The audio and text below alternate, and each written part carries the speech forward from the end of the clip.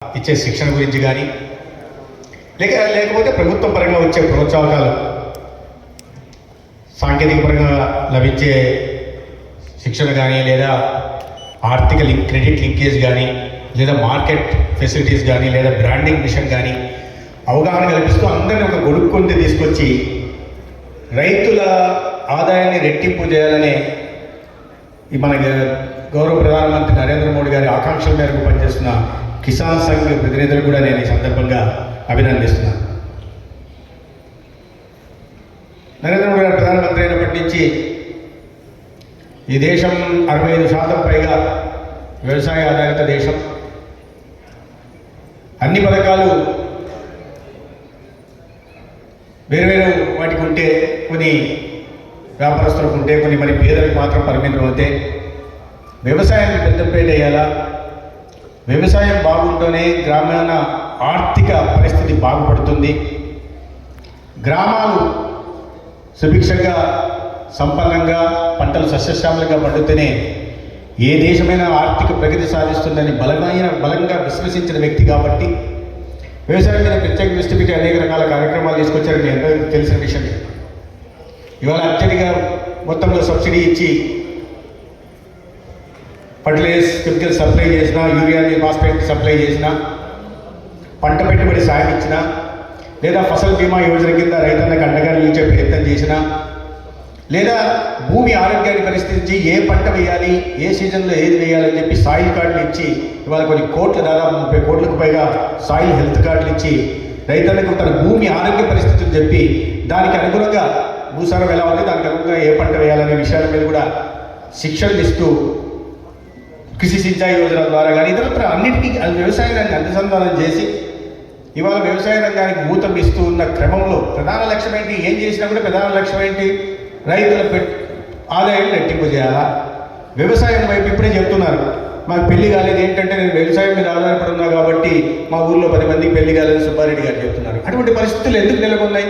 ఎందుకంటే కొన్ని దశాబ్దాలుగా వ్యవసాయ రంగాన్ని కానీ, లేదా నీటిపారుదల రంగాన్ని కానీ ప్రభుత్వాలు విస్మరించడం వల్ల, గాలికి రైతన్నను వదిలేయడం వల్ల, పథకాలు కొన్నిటికి మాత్రమే లేదా ఎన్నికలను దృష్టిలో పెట్టుకొని తీసుకురావడం వల్ల ఈ పరిస్థితులు నెలకొన్నాయి. ఆ పరిస్థితులు ఇవాళ సరిదిద్దే ప్రయత్నం దేశంలో జరుగుతుంది. దాంట్లో ప్రధానంగా తీసుకొచ్చిన అనేక కార్యక్రమాల్లో భాగంగా ఫార్మర్ ప్రొడ్యూసర్ ఆర్గనైజేషన్. ఎందుకు ఈవెంట్ తీసుకొచ్చారు?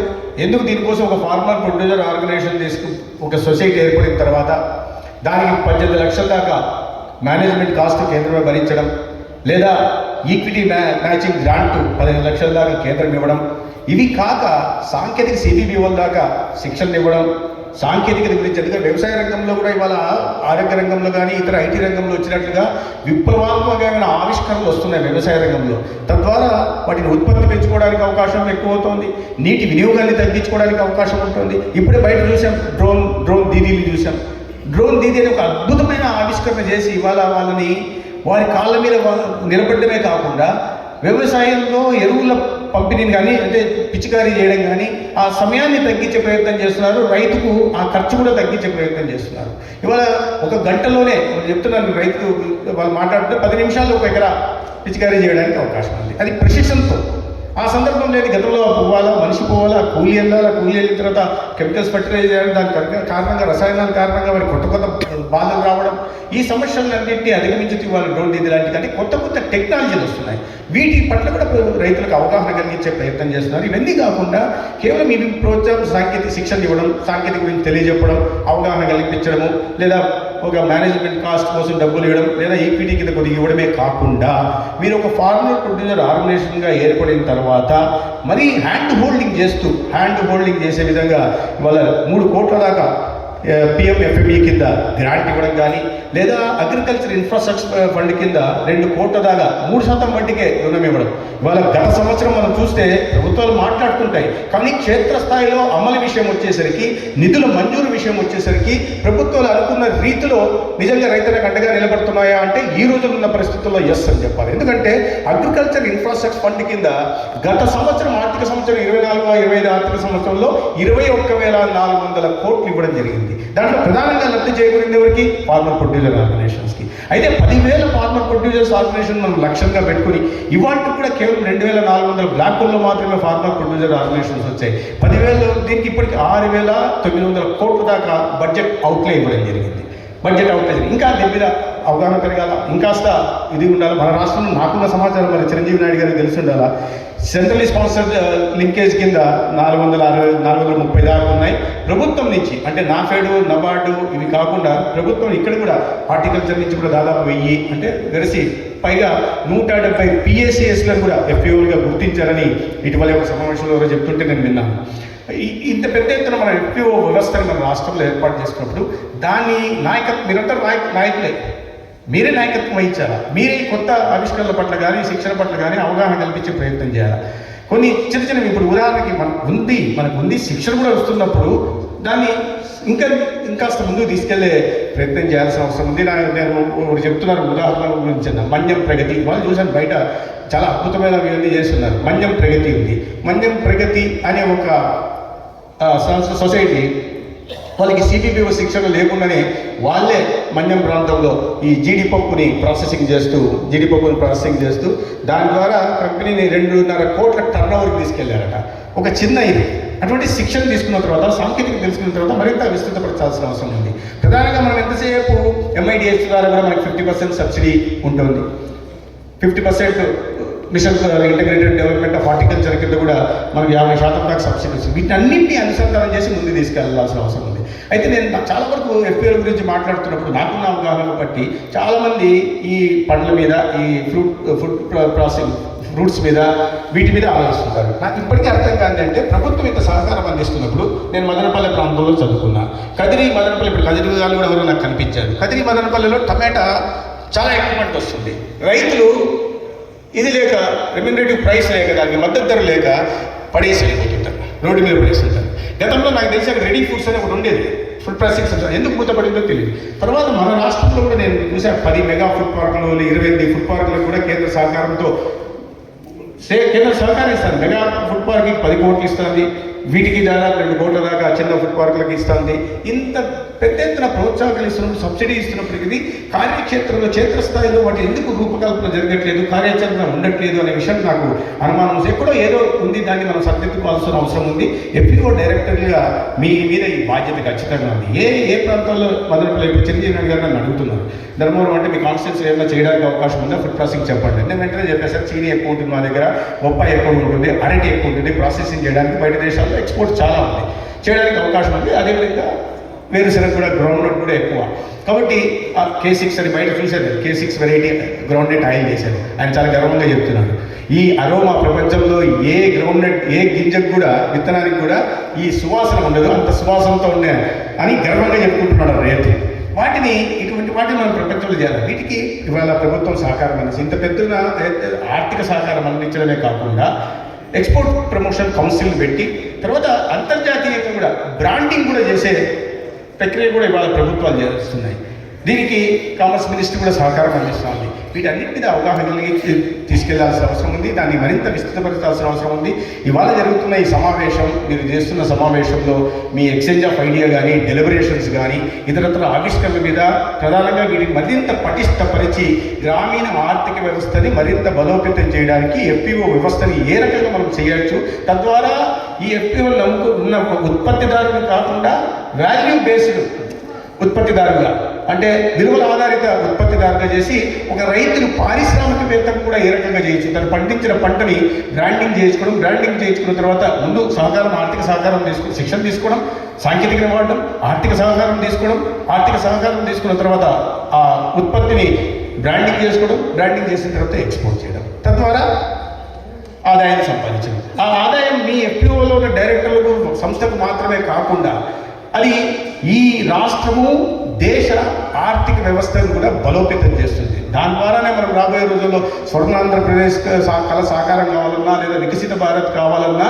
మనం ఆర్థిక వ్యవస్థ 1వ 2వ స్థానానికి వెళ్ళాలన్నా, లేదా తలసరి ఆదాయం మన రాష్ట్రంలో పెట్టుకున్నట్టుగా $42,000 పెరగాలన్నా కూడా వీటికి ప్రధానంగా ఇది ఒక ఆధారంగా కావాల్సింది. ఆ దిశగా కృషి చేయాలి. ఆరోగ్య శాఖ మంత్రిగా నా బాధ ఏంటంటే, వ్యవసాయం సరే ఇవాళ ఇప్పుడే చెప్పారు, భూమి ఆరోగ్యం గురించి సుబ్బారెడ్డి గారు చెప్పారు.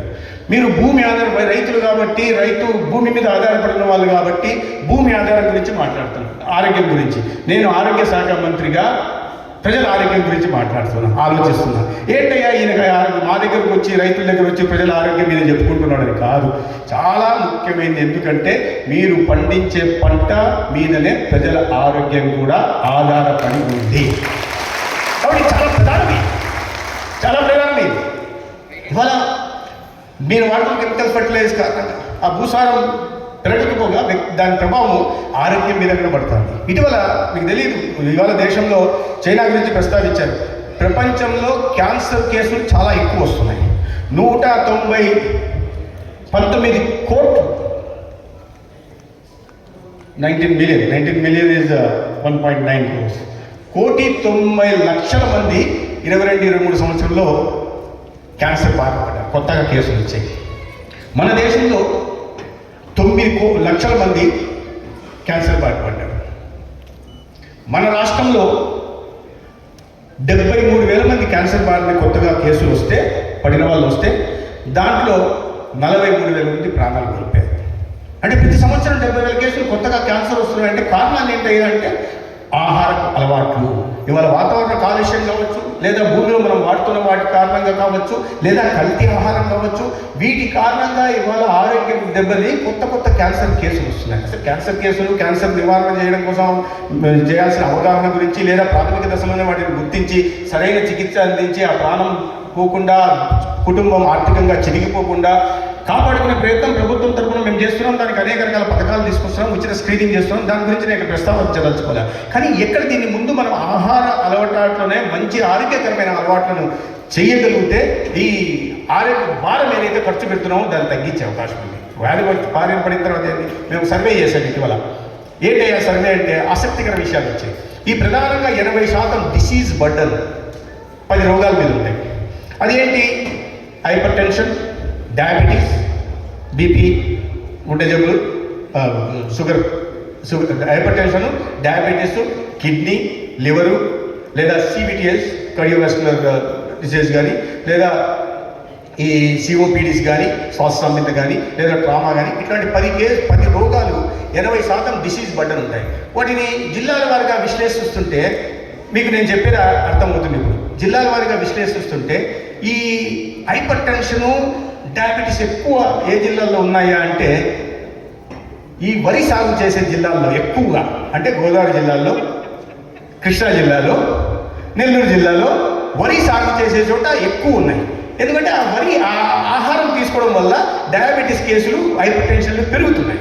ఇవన్నీ ఈ జిల్లాలన్నీ మామూలుగా చాలా ప్రోగ్రెసివ్ డిస్ట్రిక్ట్స్ అనమాట, అభివృద్ధి చెందిన. ఎందుకంటే అరే మేము వరి పండించే జిల్లాలో కూడా మేము కానీ రైతు ఎదేసుకుంటుంటాడు. కానీ దానివల్ల ఇవాళ ఇప్పుడు చూస్తే, విశ్లేషిస్తే మీరు ఆ వరి పండించే చోటే హైపర్ టెన్షన్లు, డయాబెటీస్ కేసులు ఎక్కువ ఉన్నాయి. ఎక్కడ తక్కువ ఉన్నాయని చూస్తే ఎక్కడైతే ఈ మనము నీటి సౌలభ్యం లేదో, సాగునీటి సౌలభ్యం, భూగర్భ జలాలు పోయాయో, లేదా కడుగు కాటకాలతో ఉన్న ప్రాంతం, రాయలసీమ ప్రాంతంలో ముఖ్యంగా ఏ జిల్లాలో అయితే నేను ప్రాతినిధ్యం వహిస్తున్నాను, ధర్మవరం, ఆ జిల్లాలో కానీ, అనంతపురం జిల్లాలో కానీ, దాని పక్కనున్న ఈ కడప, అన్నమయ్య జిల్లాల్లో కానీ హైపర్ టెన్షన్, డయాబెటీస్ కేసులు చాలా తక్కువ ఉన్నాయి. ఎందుకంటే ఈ రోజు కూడా అక్కడ రాగులు, సజ్జలు, జొన్నలు ఇవాళకి తింటున్నారు, మిల్లెట్స్ తింటున్నారు. కాబట్టి వాళ్ళకి ఈ వ్యాధుల బారిన తక్కువ మంది పడుతున్నారు. కాబట్టి మనం పండించే పంట, మనం తినే ఆహారం మన ఆరోగ్యం మీద ఎటువంటి ప్రతికూల ప్రభావం చూపుతుంది అనే విషయాన్ని మనం మీరు అర్థం చేసుకోవాలి. కాబట్టి వ్యవసాయానికి, మీరు చేస్తున్న పనికి, ప్రజల ఆరోగ్యానికి నేరుగా సంబంధం ఉంది. ఆ నేరుగా సంబంధం ఉంది మనందరికీ, మీ అందరికీ, ప్రజలంటే మనం అందరికీ సంబంధం ఉంది. కాబట్టి దాని మీద దృష్టి పెట్టాల్సిన మిల్లెట్స్, ప్రధానమంత్రి గారు అదే పనిగా చెప్తున్నారు మిల్లెట్స్ గురించి. పిఎం శ్రీ అని తీసుకొచ్చి మన మిల్లెట్స్ని పెంచాలని చెప్పి ప్రతి చోట చెప్పడం, వాటిని ప్రోత్సహించే పని చేస్తున్నారు. మనం కూడా మిల్లెట్స్ వైపు వెళ్ళాల్సిన అవసరం ఉంది. అయితే రాష్ట్ర ప్రభుత్వంలో కూడా మిల్లెట్స్ పంట ఎక్కువ ఇప్పుడే పెరిగింది. యాక్చువల్గా దేశవ్యాప్తంగా మీరు 2021తో పోలిస్తే 2024కి 15,20,000 మెట్రిక్ టన్నులు మిల్లెట్స్ ఉంటే 3 ఏళ్లలో అది దీని ప్రభుత్వ ప్రోత్సాహం కారణంగా పదే చెప్పడం వల్ల, ప్రజల్లో అవగాహన కలిగించడం, రైతుల్లో అవగాహన కలిగించడం వల్ల అది కాస్త 17,70,000 మెట్రిక్ టన్నులకు పెరిగింది. అదేవిధంగా మద్దతు ధర కూడా మద్దతు ధర కూడా మద్దతు ధర ఇచ్చి సేకరించే పంట 6,30,000 మెట్రిక్ టన్నుల నుంచి డబుల్ అయిపోయి రెట్టింపు అయిపోయి 12,55,000 మెట్రిక్ టన్నులు అంటే ప్రభుత్వం కూడా సహకరిస్తుంది, రైతులు కూడా అవగాహన పెరుగుతుంది. దానికి తగినట్టుగా ఆ పంటకి మద్దతు ధర ఇచ్చే ప్రయత్నం కూడా ప్రభుత్వం చేస్తాం. కాబట్టి మనం కాస్త వీటిని ఆర్గానిక్ ఫార్మింగ్ చేస్తున్నాం. ఆర్గానిక్ ఫార్మింగ్ కూడా ప్రత్యేకమైన ప్రభుత్వం సహకారం ఇస్తున్న విషయం మీ అందరికీ తెలిసే. వీటి మీద దృష్టి పెట్టాల్సి ఉంది. రెండోది, మన దేశంలో మనందరూ తెలుసు మన గొప్పతనం ఏందో.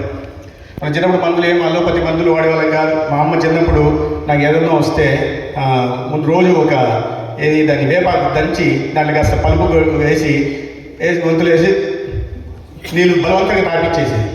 చేదు చచ్చేవాడిని, ఏంద్రాయి కర్మ అనుకున్నామని. కానీ నాకు తెలుసు ఈరోజు నా లైఫ్ స్టైల్కి ఆ రోజు చిన్నప్పుడు ఏదైతే పునాది వేశారో మంచిది ఒక వేపాకు ద్వారా ఇవాళ నేను ఇంకా కాస్త ఆరోగ్యంగా ఉన్నాను, దీనికి రోజుకు 20 గంటలు పనిచేస్తున్నా అంటే అది కాదు. దగ్గు వస్తే మా ఇంటి దగ్గర పైన ఒక దగ్గు, ఇప్పుడు దాన్ని మనం ఇంగ్లీష్లో ఏమంటాం, దగ్గాకు ఉంటుంది. దీంట్లో పిజ్జాల మీద వేస్తుంటారు,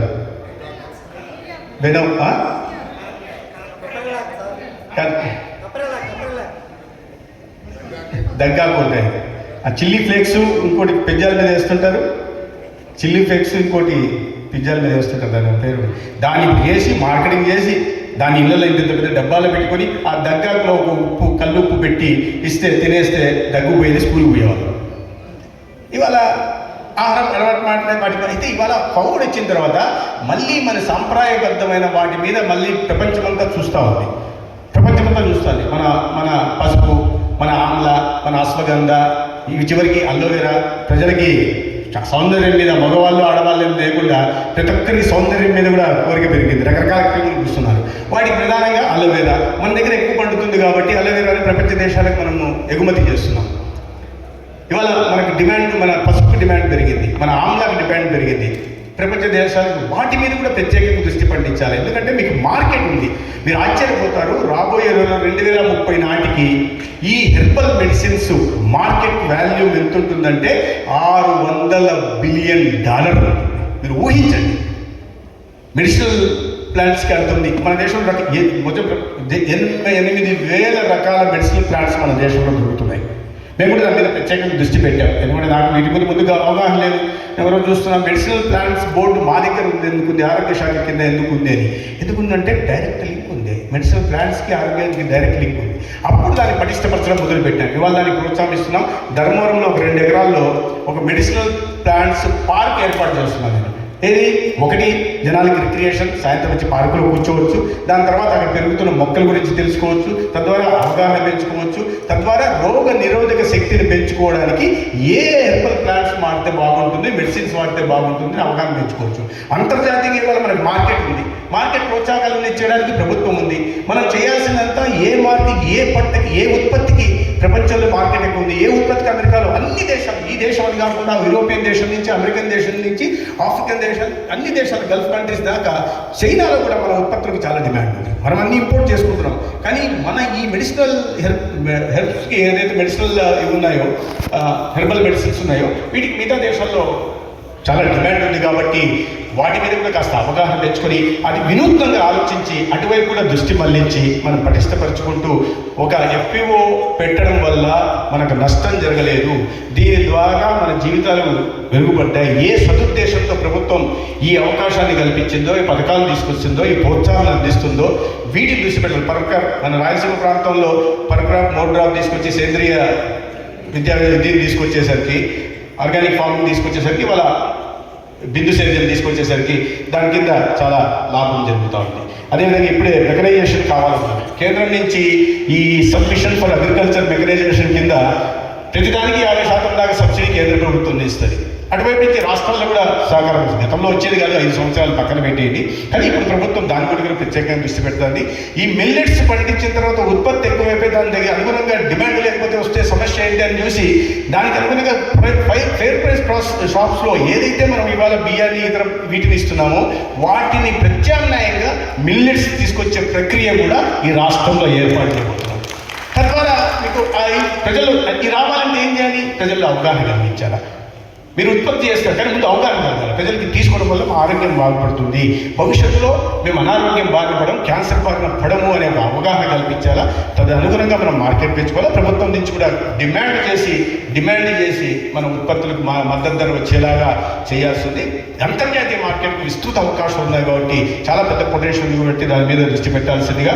ఏదేమైనా ఇవాళ మీ సమావేశం ఒక మంచి పునాది వేయాలి, భవిష్యత్తుకు పునాది వేయాలని కోరుకుంటూ, ఈ కార్యక్రమం సందర్భంగా మీ అందరినీ కలిసే అవకాశం కలిగించినందుకు నేను నిర్వాహకులు మరొకసారి ధన్యవాదాలు తెలియజేసుకుంటూ సెలవు తీసుకుంటాను. భారత్ మాతాకి.